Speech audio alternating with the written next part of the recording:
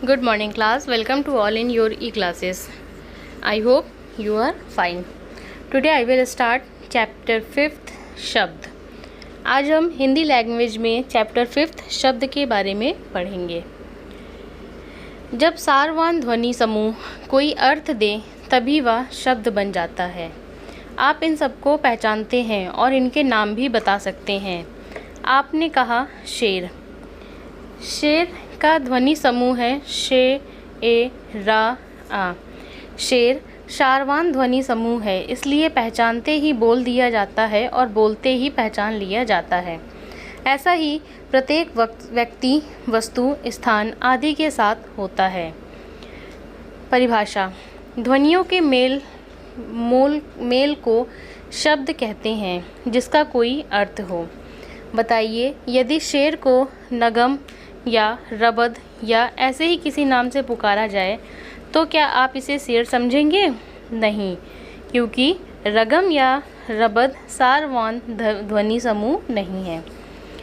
बोलते समय कभी कभी हम किसी शब्द के साथ दूसरी मिलती जुलती ध्वनि बोलते हैं, जैसे चाय वाय, पानी वानी, रोटी वोटी आदि। इनमें पहले वर्ण समूह का तो अर्थ होता है, परंतु दूसरे वर्ण समूह का कोई अर्थ नहीं होता है। जैसे कि शब्द हम उन्हें कहते हैं जिनको हम बोलते हैं और बोलने के साथ ही उसका कोई अर्थ निकलता है। जैसे यहाँ पर बच्चों चित्र में देखिए, शेर, स्कूटर, जग, बाल्टी, सेब, चिड़िया, बिल्ली, पेड़, ये सब बने हुए हैं।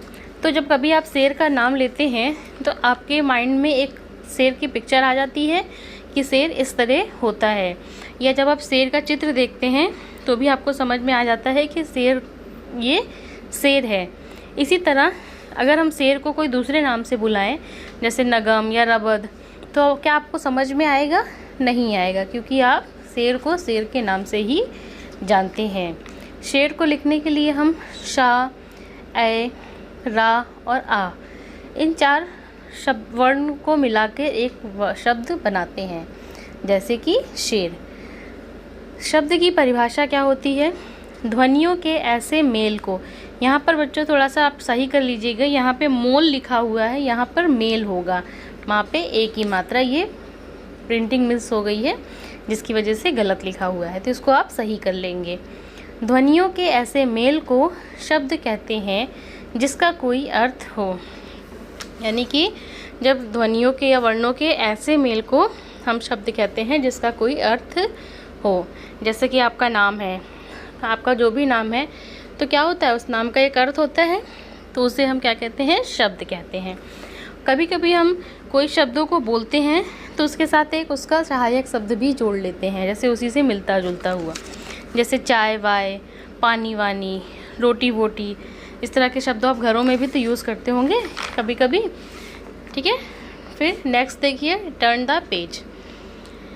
अर्थ के आधार पर शब्द को दो भागों में बांट सकते हैं, सार्थक और निरर्थक। शब्दों को हम दो भागों में बांट सकते हैं, सार्थक और निरर्थक शब्द। सार्थक शब्द क्या होते हैं? जिन शब्दों का कुछ अर्थ निकलता है उन्हें सार्थक शब्द कहते हैं, जैसे चाय, रोटी, पानी, मकान आदि। मतलब कहने का तात्पर्य ये है कि जो शब्द जिनसे कुछ अर्थ निकलता है उन्हें हम क्या कहते हैं? सार्थक शब्द कहते हैं। जैसे चाय है, रोटी है, पानी है, मकान है, ये सब क्या है? सार्थक शब्द हैं। निरर्थक शब्द, जिन शब्दों का कोई अर्थ नहीं निकलता उन्हें निरर्थक शब्द कहते हैं, जैसे वाय, वोटी, वानी, वकान आदि। ये शब्द क्या हैं? ये शब्द ऐसे हैं इनके कोई अर्थ नहीं होते हैं। वाय मीन्स क्या होता है? होता है कुछ नहीं होता है, तो ये सब क्या है? निरर्थक शब्द हैं। व्याकरण में केवल सार्थक शब्दों पर ही विचार किया जाता है।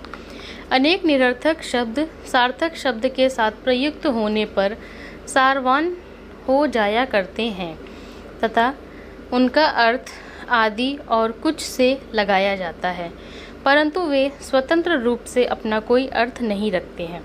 जैसे पानी वानी, यहाँ वानी का अर्थ और कुछ, परंतु वाणी स्वतंत्र रूप से प्रयोग किए जाने पर कोई अर्थ नहीं देता है। तो जैसा कि बच्चों आपने देखा कि व्याकरण में केवल सार्थक शब्दों का ही प्रयोग किया जाता है, निरर्थक शब्दों का कोई यूज़ नहीं होता है और ना ही उसका प्रयोग किया जाता है। कुछ शब्दों के साथ निरर्थक शब्दों का यूज़ होता है, जैसे कि पानी, वाणी, परंतु यहाँ पे पानी का क्या है, कोई अर्थ है? कोई अर्थ नहीं है। उसे केवल और कुछ या स्वतंत्र रूप में प्रयोग किए जाते हैं, लेकिन इसका कोई अर्थ नहीं होता है। वर्ण ध्वनि का संकेत चिन्ह है। अनेक वर्ण मिलकर शब्द बनाते हैं।